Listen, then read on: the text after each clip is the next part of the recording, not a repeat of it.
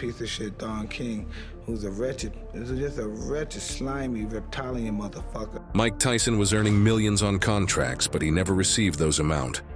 What if I told you Don King scammed Mike Tyson out of over $100 million? A boxing legend, at the top of his game, losing it all to the very man he trusted. This is the shocking story of betrayal, manipulation, and the $100 million fraud that rocked the world of boxing. Stay tuned. You won't believe how deep this goes. Before we dive into the chaos, let's rewind a bit. Mike Tyson's story begins in the tough streets of Brooklyn, New York. Born in 1966, Tyson was raised in a world of crime and poverty, a place where survival was more important than school.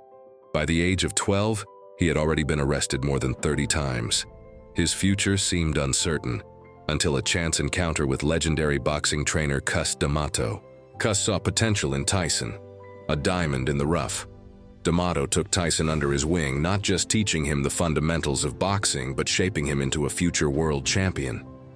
Under Cus's mentorship, Tyson adopted the peekaboo boxing style that made him nearly unstoppable. By the age of 20, Tyson became the youngest heavyweight champion in history, capturing the world's attention with his ferocious punches and unbeatable aura. But Tyson wasn't just a champion in the ring. He was a vulnerable young man outside of it. And when Cus D'Amato passed away in 1985, Tyson lost his most important mentor and was left to navigate the treacherous waters of the boxing world alone. Just after D'Amato's death, Tyson was introduced to Don King, a man who would later go down in history as both a boxing promoter and one of the most controversial figures in the sport. Don King was already known in boxing for his flashy promotions and larger-than-life persona. But behind that image was a man with a checkered past. He was a convicted murderer and had a history of unethical business practices. Tyson, young and trusting, entered into a partnership with King. King became Tyson's promoter and took charge of his career, promising to guide him to even greater heights. Tyson's rise continued, with monumental victories over fighters like Larry Holmes and Michael Spinks. Tyson became the undisputed heavyweight champion of the world, and millions flowed in from his fights. However, Tyson didn't realize that with every victory came a darker reality. He was losing control of his wealth and career. The first signs of financial trouble began to surface when Tyson realized that, despite earning tens of millions of dollars per fight, he wasn't seeing all of it. Don King, who was supposed to protect Tyson's financial interests, instead started taking more than his fair share.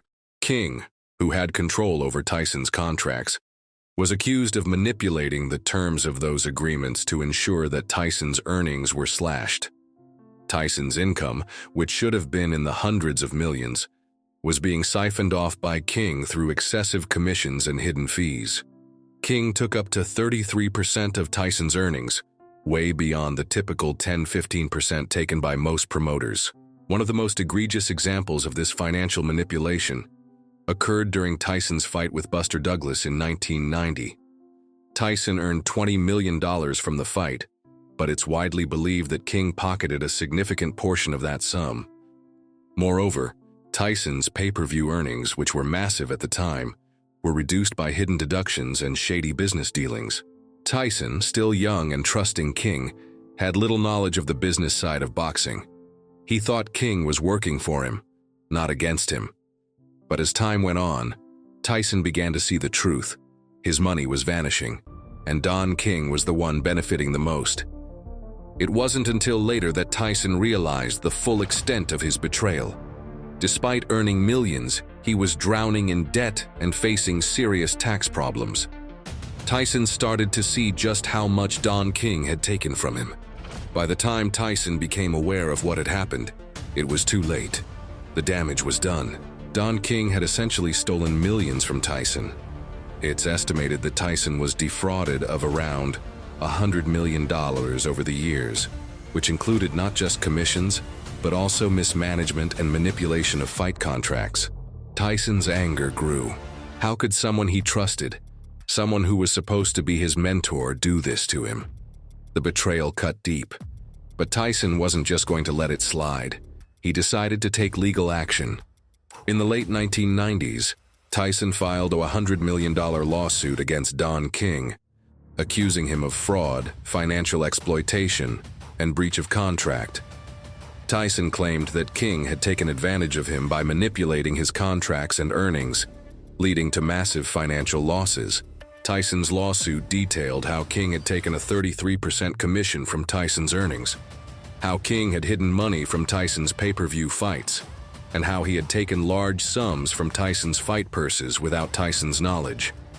It was clear that Tyson had been conned by King, who used Tyson's success to build his own fortune. The legal battle between Tyson and King went on for years, but in the end, they reached a settlement.